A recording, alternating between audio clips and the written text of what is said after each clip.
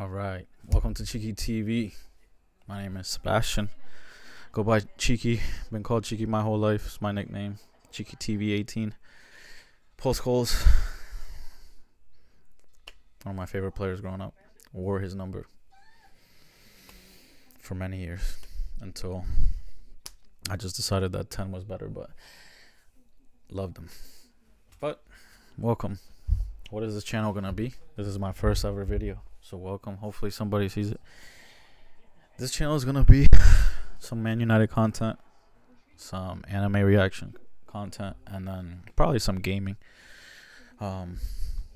Just thought that it'd be fun to make some videos, talk about stuff that I love, do some reactions, and then kind of hopefully build a little community where we could talk about stuff and not really like demean anybody or anything like that. So that's kind of what I hope, that if you ever start following me or you see this video, that you follow that. Like, please don't. There's no reason to really be like that to anybody. So let's all just try to be a little bit better. But let's talk about Man United and what my thoughts are on Man United at the moment. I just want to start it with that. But before I do that, just small little background so that people could at least know if maybe I know a little bit of what I'm talking about. Regardless of what I say or whatever, people are gonna say something bad. I can't please everybody, but I've also played and feel like I know the game at a higher level than most people. Okay, obviously, definitely not everybody. I definitely need to learn way more. But when it comes to like seeing it and knowing it, and when I played it, playing it, I know what I'm doing. Like, I really do. When I was growing up, unfortunately, there was some stuff that the world threw my way that definitely stopped me from doing whatever I could have possibly done, which is, I'm not saying I'm like Messi or some shit, or like that I was like some crazy professional, but I was in the US, there's 5 or 6 states that are the best. Usually it's New Jersey, New York, Connecticut, Virginia, and Texas, California. 6 states pretty much. Those 6 states usually are the top 6. I lived in New Jersey growing up. 15, 16, 17, I was on the second best team in the state of New Jersey. Our team went to regional tournaments, which we won at least one of them, and we went to nationals. Went to national tournaments where we played some of the best teams in the country. I played on some summer teams that were a couple of years older than me that went to national tournaments against teams against California, stuff like that. So I to a certain level, I know what I'm talking about, right? So for me, Man United right now, and the reason why some of the stuff I see online, I just don't understand if people really know what football is, or they're just looking for clicks. I don't know which one it is, right? I don't really care about clicks. I mean, obviously, I do want people to see it and to interact, but I'm not gonna say some controversial stuff just to get some clicks and stuff. That's just not me. Okay, I want to be as honest as I possibly can and just tell you how I see stuff and my opinions, and that's it. So in my opinion of Man United right now is we have if with Amarim, I think we have a bright future. That's really my opinion on it right now. If you have done your research on Amarim, if you've watched Sporting just watched highlights of Sporting play over the last 2 years, that he even last 3 where they were really dominant in Portugal, and then you really listen to him talk and digest what he's saying and really pay attention to it, you know that this is the first guy that we've had since Fergie that might be able that will be able to get us back there. Now it's, will the fans stop being so prideful in the sense of thinking that just because our name is Manchester United and we are Manchester United, that we have that like we win games, like that like that that it's that like not destined, but that it's like that it just happens because we're Man United, or that you don't look at the current squad and the level of players that we have and really think to yourself if any of them are any good. Those are the things. Now, I'm not saying that they're like our team is bad. I'm not completely saying that, okay? But if you can logically look at the team and then ask yourself, do we really have what he wanted when he came here? If you say yes, then you just unfortunately need to learn a little bit more about football, okay? And hopefully I could teach you maybe, right? So for example, I'll give you a quick example is Dallo, right? Dallo as a right wing back, Mazraoui as a right wing back don't work, okay? I saw when he played Dorgu as a right wing back and everybody started crying. Why isn't he's a lefty? Why isn't he playing a left wing back? He's a lefty. A lefty plays on the left. Okay. Come on guys. Let's he's the manager. There's a reason why he puts them there. It's your responsibility to try to like see why. If he tells you why, doesn't that just like I guess like all the managers should see it, I guess, but like isn't that just like revealing everything he wants to do? That doesn't really make sense to me.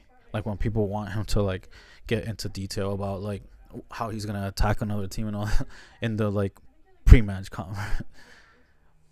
What?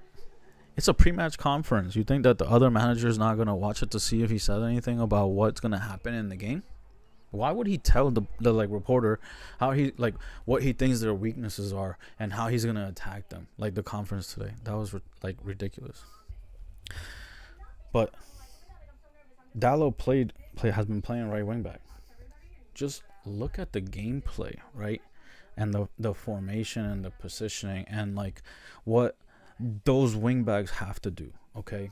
So the biggest, most important thing that wing back has to do is be able to get that ball from their respective center back, right center back or left center back, and play a ball forward.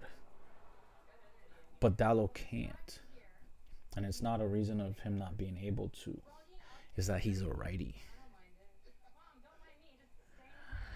When you're a right wing back and you're coming back towards the ball, you're pretty much staring at your goal and you're like center back, you're looking backwards.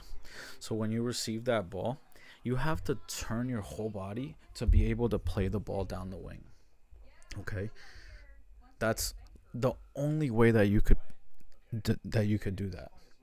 So as a right footer, you're getting the ball looking at your goal and you have to completely turn your whole body 180 degrees and then play the ball up the wing. Okay? And you've seen it like the last like few games, he's gotten a little bit better at getting to the ball quick.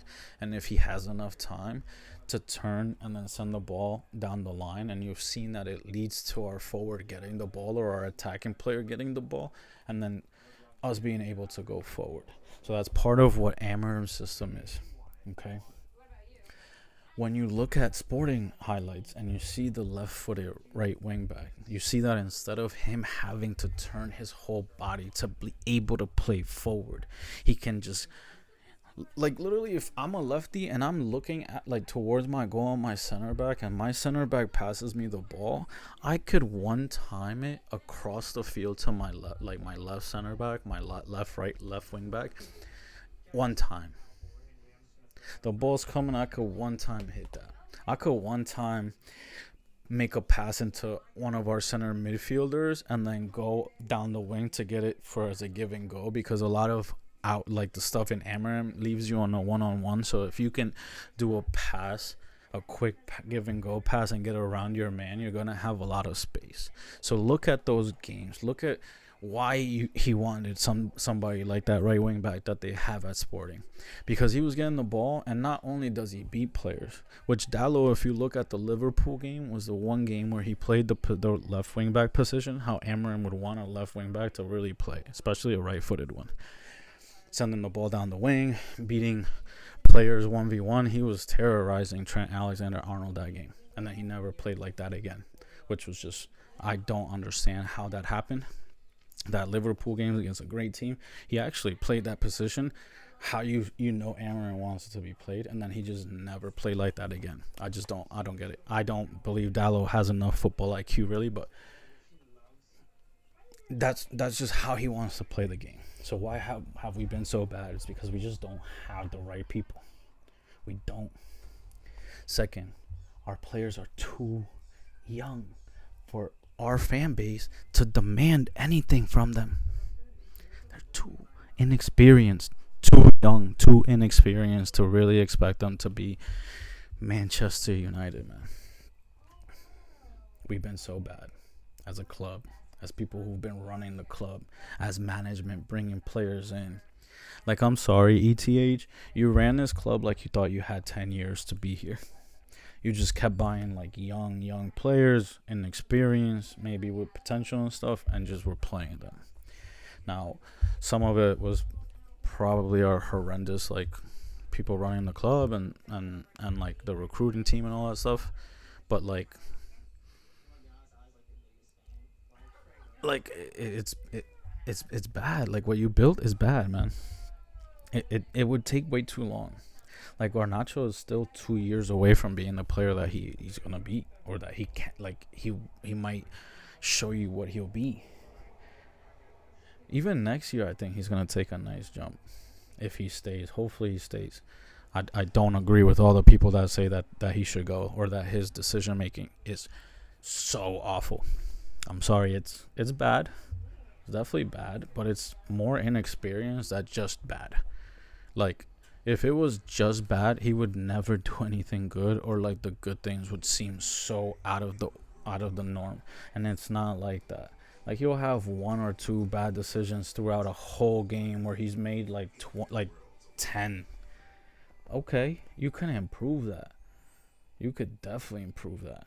His finishing, he can improve that. You can improve that. So in a couple more years where he has more experience, where he's done it more, then you can really tell me what kind of player he is, or whatever. But you can't tell me that right now at 2021. You just can't. He's been forced to play because he's that skillful, and really that he's got that much potential. That's why he's playing. That's why he's been playing, is because he's got like stuff you can't teach.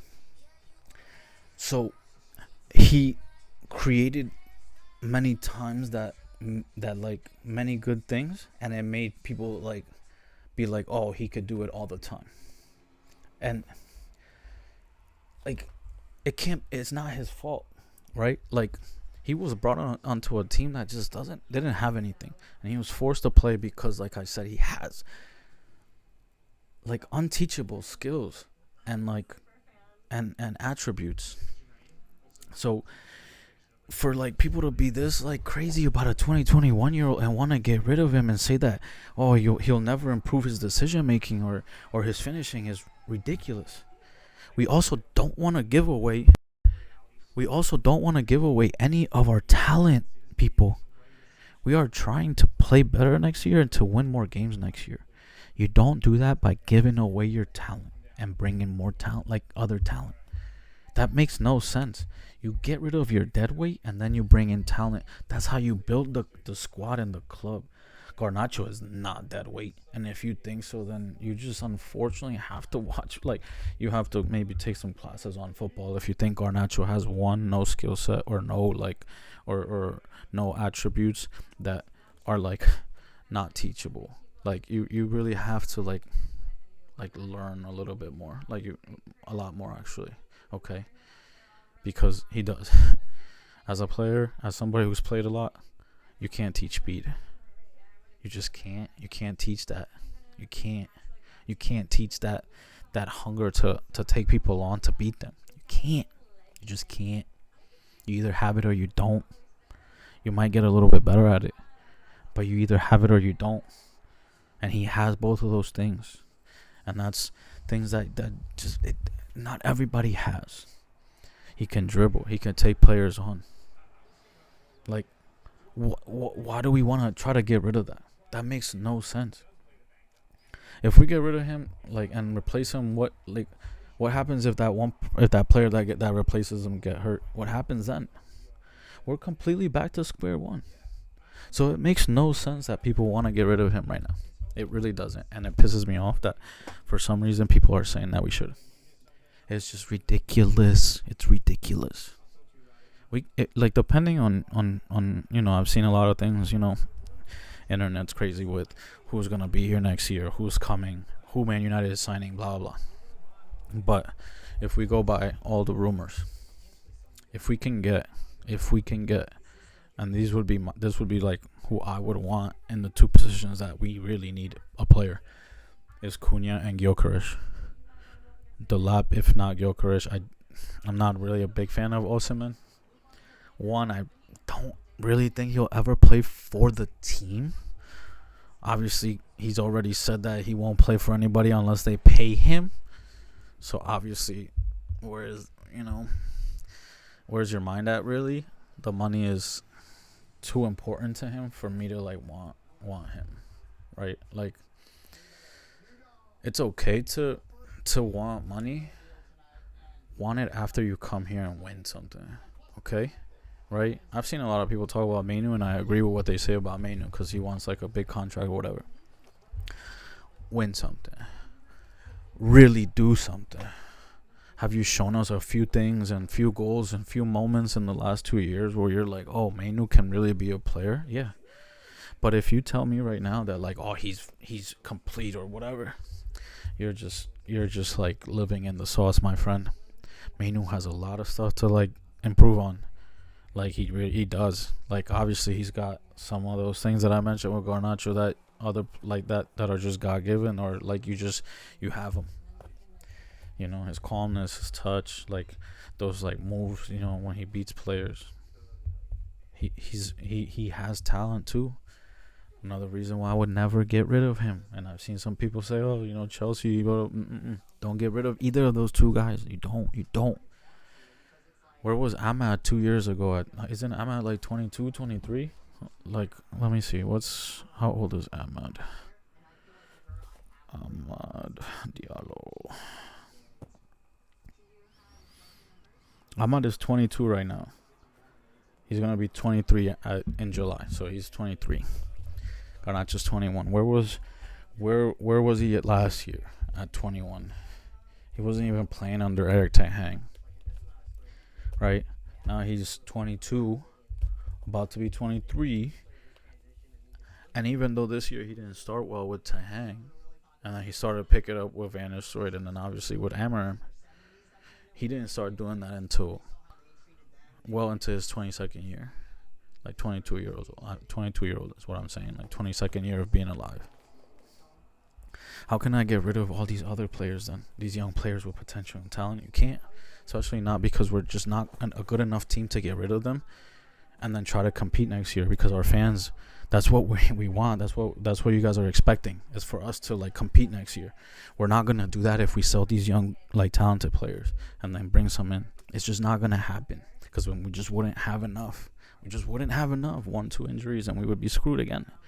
But if you keep them, then we have like a lot of players to rotate and play in different positions, and then be able to like sustain injuries. If we get Cunha, Gyökeres, let's say, if I could pick 5 players that leave Man United, that 100% leave Man United, and get us money for those 2 players, Anthony, Rashford, Højlund, Onana, and Malacia, 1,000%. Those 5 can get up out of here. And we get Cunha and Gyökeres. If we get those 2 players alone, we're already a much better team. If we keep Garnacho and Kobe. Because if we get rid of them, now we have to go find somebody else. Also, we have to bring in somebody else on top of that. on top of Cunha. You can't just get Cunha and sell Garnacho. You just can't do that. Or and Kobe. You can't. But imagine if you keep him and you get those two players. Now our attacking options are Cunha, Gyökeres, Xerxes, Garnacho, Kobe, Bruno, Mason Mount. Now you have 8 players with Obi next year, right? Obi and Gyökeres like as like a rotating partnership with like Xerxes sometimes playing up there. You have so like a better squad, man. Like a squad that could actually be better next year and just like compete much better next year. But if we get rid of Garnacho and Kobe, now we're one injury away from being where we're at right now. And I'm sorry, I think I forgot Ahmad. That's crazy. Ahmad, obviously, right? The right wing back stuff with Ahmad, I'm not like a huge fan of. He can play that, and I think in certain games and stuff, you can play that if you're playing a low block team, especially a team that is just gonna stay back and just defend. Ahmad is a perfect right wing back, but I don't want him there at all times. I don't want him to be our right wing back next year. I really don't. I want him higher up the field. I just do. I don't want him to have to run 70 yards to get to the place where he's most dangerous. That just, to me, doesn't really make that much sense. It doesn't. He's not like a defender. Like, he's not a great defender either. He defends. He works hard on defense. That's why all of us probably love him, but he's not a defender. And I don't want him to have to be that far away from where he really is going to be dangerous. So, like, yeah, I don't really want him to be a right wing back. Like, starting games with Xerxes, Gyökeres, and Cunha up front, and Ahmad and Garnacho coming off the bench. And then starting games with Garnacho and Ahmad, or Cunha and Ahmad and Xerxes up front, let's say. Like, to rotate would be crazy. The style play we could play with Cunha and Ahmad up front, let's say, with Xerxes and Alejandro and Gyökeres, let's say, and probably Obi, because I feel like once he like gets a little bit more used to how fast the pros really are, Obi I think can connect pretty well, I think. So we'll see, right? But the like combination play that you could play with like a Cunha, Ahmad, Gyökeres, and Xerxes and Garnacho is it could be like lethal, man. It could really be like pretty darn good. I mean, if you could tell me that our midfielders are gonna be Ugarte or Casemiro starting with Bruno, and you have Cunha, Ahmad, and Gyökeres up front, like, I'm sorry, but we're gonna win more games, like, easily. Like, that's a easy, like, 100%. I'd bet anything in the world on that if we were to get those players and we were to play them, because it would just be more than what we have now. It just really is. Like, right now, especially since the Ipswich game, for example, which is when I felt like we finally turned the corner with Amarim as our manager, because I feel like how I mentioned with Dalot earlier, he just doesn't have the right players for his system. And even though people are saying, oh, Dorgu's really not that good or whatever, wasn't Dorgu like 20 million, 30 million? And it was like he got his second, the like player he didn't really want, but that fit like what we could afford and stuff. Because I know he wanted like Nuno Mendes, like from PSG, I believe. So like, and he's definitely a better player than Dorgu. I think we could all say that, but Dorgu's also like 20 years old, and he's shown glimpses of like a good to very good player. You know what I mean? Like, he can get up and down that wing. He's strong. Some of his crosses have looked really good, so if he can improve on that, obviously that could be a good thing for him. Decision making and finishing have to improve 100%, and even like his accuracy with passing definitely has to improve. He gives the ball away too often, and they're really not passes he should be giving away. I understand that. I get it. Everybody could be upset at that, but you can't be like mad at Amarim for getting him. And honestly, why would you? He's been better. He's been better than any option we had at that point. So instead of like trying to like kill a 20-year-old kid that just moved countries and teams and stuff and say like, oh, he's just not good enough. Why don't you just give it a little more time when our team is like playing better? But whatever.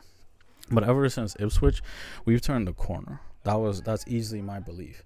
When you look at like our games before Ipswich, we just didn't even like attempt shots. We were going into the 70th, 80th minute of games without even a shot on goal. Like our build-up play was horrendous. Like we just weren't getting in the opponent's box, nothing. And then Ipswich, everybody was pissed, and I was sitting there like, we might have turned a corner. Because I remember I did like write some stats down. I think for like I rewatched it because I saw some videos after the game, and I just couldn't believe that people were just like so upset about the game. Like I know that people were like mad that we gave up that goal, that like Dorgu and Onana gave up that goal, and everyone's like, here we go again. I got that 100% because I thought almost the same thing, because before the game, before that goal, before that mistake, we actually were playing like we started the game off really well. Like we were, one thing that I hadn't seen before that game were a lot of passes that penetrated lines, right, straight from the center back, like right center back, right back to forward feet, or like a 10's feet, right. There were barely any times that we were really getting the ball into like that kind of passing, and that's something that's huge in build-up play, right. You have to have those like passes that break lines, that allow you to then break and start going towards the other team's goal and create goal opportunities and score goals. We didn't really do that much. Our build-up play was horrendous up to the Ipswich point, and that's when I thought we really turned the corner. So Ipswich game, right before that the goal with Onana and Dorgu, we were playing pretty well. Then that happens. Then before the red card, we looked like we were gonna at least score 5 goals on them. I counted 10 passes from a defender to a forward player like Xerxes or Hoyland or Garnacho. 10 of them in the first half before the red card. The numbers that I'm giving you right now are before the red card, because after the red card, it's just dumb to look at numbers because you have to stay back, you have to defend. It is what it is. Before that, 10 passes that broke lines, 4 big chances created, right? Obviously we scored 2 goals, but 4 more chances created, 2 half chances created. We had 3 corners, and like obviously 4 missed attempts because we created the big chances. And then I also said that Xerxes had 2 poor decisions, even though he played he was playing well. He made 2 like bad decisions, like right outside the 18 when we were going, and it kind of led to the attack dying out. But we were dominating them before the Dorgu red card, as we should have. But like that, from that game on, I was like, what the heck?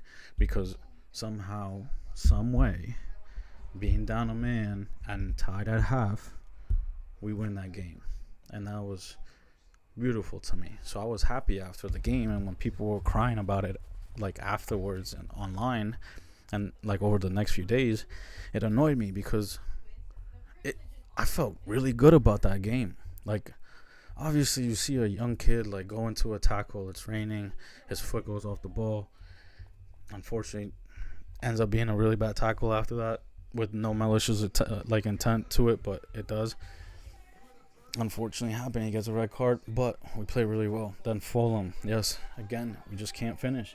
But we took like 20 shots against Fulham. We had 20 shots against Fulham. Then we played Europa League against, who was it that we played? Whoever it was that we beat before we played Lyon. 2-2 away. Should have won that game. Onana. We all know, if you actually believe in Onana or think that he should be our goalkeeper next year, I don't agree. I'll leave it at that. But we scored 2 goals away, played well, should have won the game. Came back home, played Arsenal, played a good game where we actually created really good chances against Arsenal, and we could have won that game. Tied it, no problem. Next game, obviously we know what happened. We win a crazy game, score goals, Awesome. Next game after that, Leicester, Chip Leicester 3-0. Great game. We played well. We gave up a couple of chances I didn't really like against Leicester, but we still won, killed them. Then we had international break, come back, and since then, unfortunately, the results haven't been there because we haven't scored enough goals in the Prem. But the play has been so much better. The build-up play, the creation, like players knowing what they're doing, like doing it, right? That has improved. And if you cannot see that, then unfortunately, you have to pay closer attention. Go back and watch the game before Ipswich, and then watch one of our games now. We couldn't even get past half most of the time in our build-up play before that. So they've clearly improved. They've improved, and they've shown like Amarim has shown like that he's coaching a team that absolutely never gives up. That game, that Europa League game was absolutely ridiculous, man. It was absolutely ridiculous. Like, and for them to not give up, being down 4-2 with 10 minutes, 15 minutes left to play it speaks volumes of like where they are as a team right now at the moment, and what Amarim has done so far. Now, I think if we get some of these signings, obviously we need to get some of these signings, and we also have to not let our players go. But if we do that, I really believe that he's going to turn it around next year. Now, I'm not saying that we're going to win the league next year, but I will say with 100% belief and all the confidence in the world that if we get Cunha, Gyökeres, and a new goalkeeper, even just those three players, obviously we need a right wing back, and we desperately kind of do. So 4 players we really need. The right wing back doesn't have to be like a top player. Okay? I think the goalkeeper has to be. Cunha is a top player. In my opinion, when I watch him play, he has a lot of really good skills. He can beat you on the dribble. He can score. He can create. He's just a very good player, honestly. So the fact that he's just more consistent than Garnacho it would just make us better, right? Gyökeres obviously will have more goals in him than Højlund. He's just a better player right now. Like, could Højlund possibly get there? I don't know, but he does have some like potential. He does have potential, and you've seen him finish and like be a solid finisher. But for me, it's the dribbling and like his body like position against like teams and players. Like, I just don't think he's comfortable with his back to goal as much, like very much, and like build up. I think he's very good at like getting into the box, running it, and like getting into like things. So if a team crosses all the time, he's gonna get goals. But Gyökeres would just improve like automatically. So then now you have Garnacho coming off the bench and playing like cup games and all of that, because he has 11 goal contributions in 15 games in the cups this season, Garnacho. So he obviously he's got plenty of like goal contributions in him. So you can start him in cup games and obviously some EPL games, and have Cunha be the starter, and we would be better, like 1,000%. If you get a better goalkeeper, one that's just not gonna make mistakes, and a goal scorer and Cunha, like, we're 100% better. Do we win the Prem? Honestly, I don't think we would be that far away from like competing for it. But do we win it? I don't think so. But do we compete and win way more games next year than we did this year? 1,000%. Like, that's not even a question. Not even a question. Like, you can already see since Amarim's been here that this team has improved with the players that we currently have.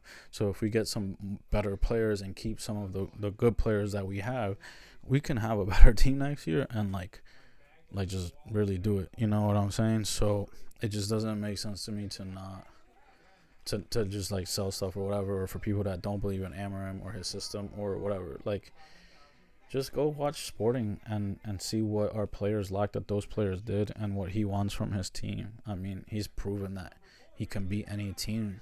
He's being like He's beating English teams all the time. Like he's beating every kind of team for the longest. Like Sporting was undefeated with him this year before he left, and they've lost plenty of games since then. I think the last time I checked was like 3 weeks ago. They had already lost like 5 to 7 games without him, and they were undefeated in like 17 games with him.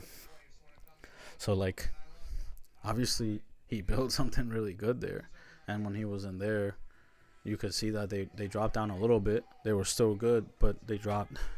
So obviously, there's a reason why he is our manager, because he could do it.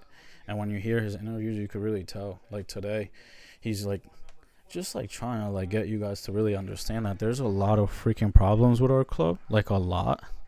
So the people are so focused on us having to win Europa League as if that's somehow gonna, I don't know, fix anything.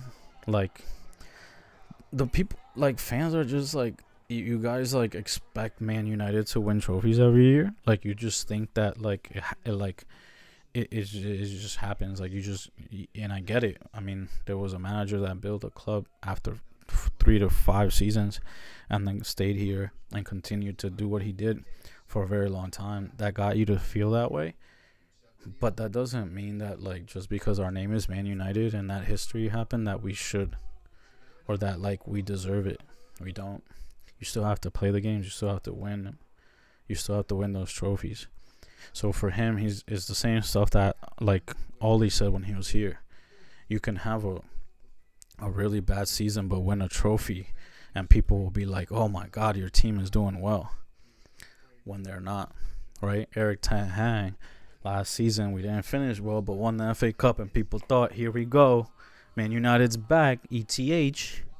And then we started the season how we started it again, and he got fired. Did that fix anything? Did that FA Cup trophy fix anything last year?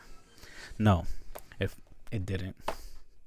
So then this trophy, while I want it as a fan, while I hope that we win it, is not going to be the like if we don't win this and like I start seeing Amarim out, I'm going to like want to like pull my hair out, because it's just a stupid thing to say. I kind of just want to end the video on that, because I can't wait to the game tomorrow. I'm really enjoying the fact that the more and more time that he's there, the more and more I want to watch us play. Okay? Now, unfortunately, I'll say that over the last like week or two, because our injuries got a little bit over the top with Ahmad missing, and then some players missing, that in the league we couldn't really put out the best team and like really like be like, like we have to win this game. But I was happy to see some youngsters, and I was happy to see that we were in those games, and like with those youngsters like had a chance to win games. So I'm really loving what I've been seeing. And like the more I see it, the more I'm happy with it. And I've always liked what I've heard from Amarim in all his interviews. So I've never questioned that part of him. And I really never really questioned like the formation or the style of play or whatever. Because as someone who really played and can understand like what that player might be used to doing and not be able to do and isn't capable of doing, that is just a wrench in the system, right? Like you're just one player just can't do something that throws the whole thing off. So it's impossible to. These guys don't get to train. They play Sunday, they rest Monday, they travel Tuesday, they do walkthroughs on Wednesdays, they play Thursdays, they travel back, they don't practice Friday. Saturday's the day before the game, they're not going to practice. Sunday they're going to play the game. Then they don't practice again on Monday. Travel on Tuesday, maybe practice on Tuesday. Then travel on Wednesday, no practice because there's a game Thursday, game Thursday.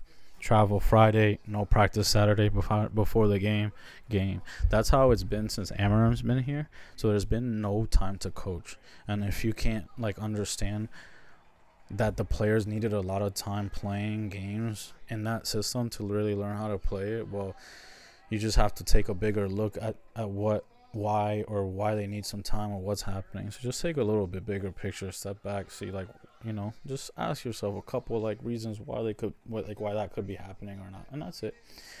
But I'll leave you guys with that. Man United plays tomorrow. Let's go, baby. I can't wait. For all those that wanted Ahmad to start, crazy. Because he hasn't played in like 6 weeks. He shouldn't be starting and hurting him and ruining him and turning him into what Mason Mount has been the last couple of years, where you rush him back, he gets injured again, rush him back, he gets injured, rush back, injured. So let's just relax, man. I know you want him to play. I know you think this is FIFA where if the guy stops being injured, you could just throw him in there and it's whatever. It's just not that, okay? Within 2 weeks, you lose like the shape that you were in your body if you don't play. So 2 weeks. He's been out 6. He needs to build back. He needs to build back up. Game time is completely different than practice. He could practice as much as he wants, but game time is completely different. Game play is completely different. So it doesn't make sense to rush him. You take him on the bench, maybe play him 20 minutes tomorrow, and then Sunday you play him a little bit more, and then you maybe start him Thursday. Yeah, but you don't start him the first game back. Can you guys stop? That's ridiculous. All right, everybody, peace out. I'll see you guys after the game tomorrow. I will be doing another video just to go over what happened. And yeah, deuces.